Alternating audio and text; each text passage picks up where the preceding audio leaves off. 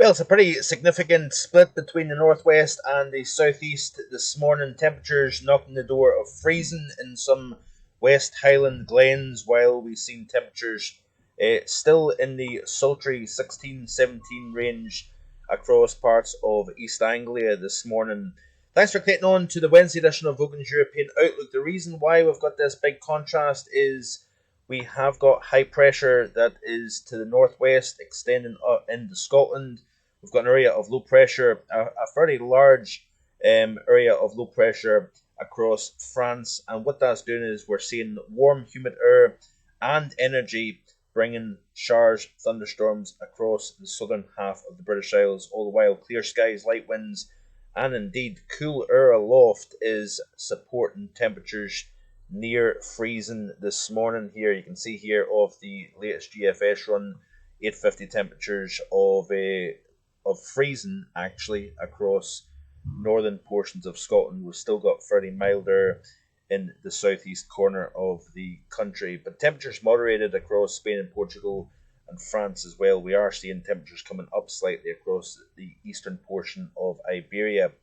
But it's as we go through the next several days here, we are going to see one, two, even possibly three areas of low pressure that is going to have influence on our weather. So we're basically opening the door to Atlantic weather. Now you can see here as we go through the course of Wednesday, that system over France will start to pull away. The area of high pressure over Scotland this morning, that will drift southwards, and then we open the door to a fairly potent area of low pressure at the centre, nowhere near us, up towards Iceland, but it's going to be the frontal system associated with that that will bring a spell of wind and rain, followed by blustery showers and a fresh westerly wind. Temperatures also subdued, low 20s actually, even in the southeastern half of the country. So welcome reprieve here from the heat, and we are going to see spells of rain as well here. So as we go through the rest of this work week into the weekend, you can see that area of low pressure just off the chart over Iceland. Westerly winds reasonably strong, so especially across the Northwest Highlands and the Outer Hebrides, we could see some fairly windy conditions here, and reasonably fresh across the board here. Starting to nudge up in terms of temperature as we go into Friday and the weekend, as high pressure to the southwest over the Azores tries to kind of build heights up into the southern half of the UK and Ireland here. All the while we've got the features running over the top of that high. We've got this big contrast between high pressure here, low pressure up towards Iceland here, and we've got that westerly flow coming in off the Atlantic here. So more spells of rain to come over the next few days here. Temperatures all the while are going to start to increase over Iberia, and we've got, like I say, the continuation of systems coming in off the Atlantic here, as you can see. So a reasonably messy picture late this week and into the early portion of next week here. But it's interesting then as we go towards the end of next week, modelling is starting to hint at high pressure re-establishing itself once again, and we could be talking about temperatures on the increase, rainfall decreasing, temperatures then will start to rise once again here. You can see here of the GFS, the ensemble here actually. Let's go back to the current chart and you can see what happens as we look at the 500 millibar height anomaly chart here. So of course that area of low pressure extend from northwest France down into northwest Africa actually, but also extend into England and Wales. High pressure to the north, as you can see here. Then as we go through the rest of this work week, that feature pulls away.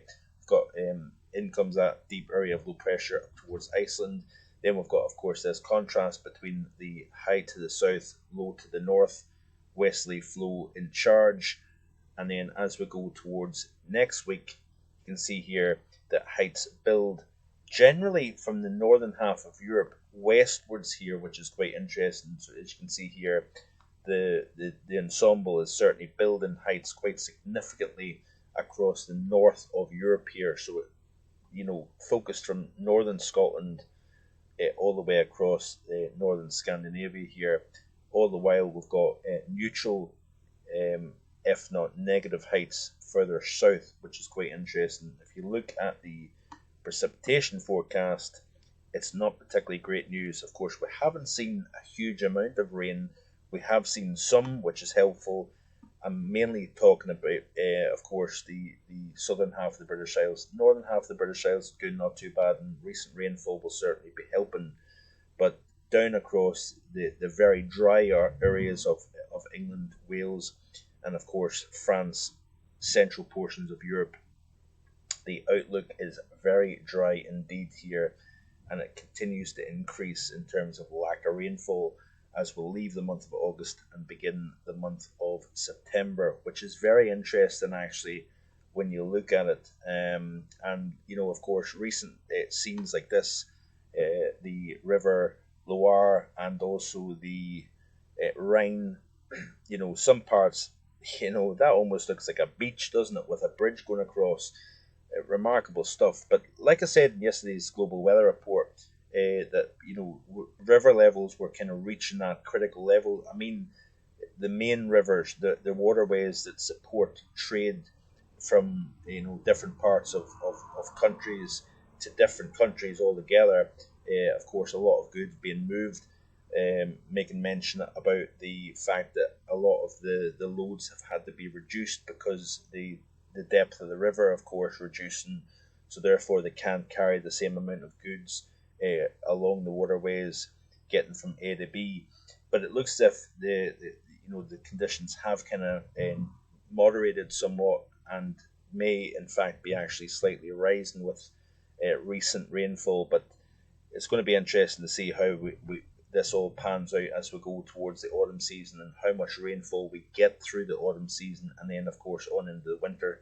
So, but this is an ongoing event. This abnormal spell of dry weather that has been ongoing for the last few years, very much indicative of the La Nina, the low solar activity and whatnot. And I strongly believe that we will eventually see this turning around.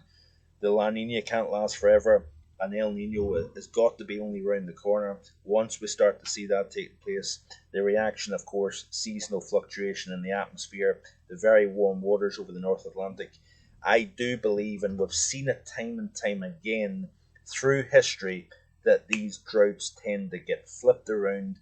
Before you know it, we're talking about flooding, and of course that too, along with the drought, gets blamed, of course, on an extreme climate and climate change and whatnot. So we will, it's going to be interesting to see over the next several weeks, next few months, to see what takes place. Let's have a look at the September forecast according to the CFS, and that certainly is a very positive looking outlook. So precipitation across a broad area of the British Isles and across Europe is looking wetter than normal for the month of September.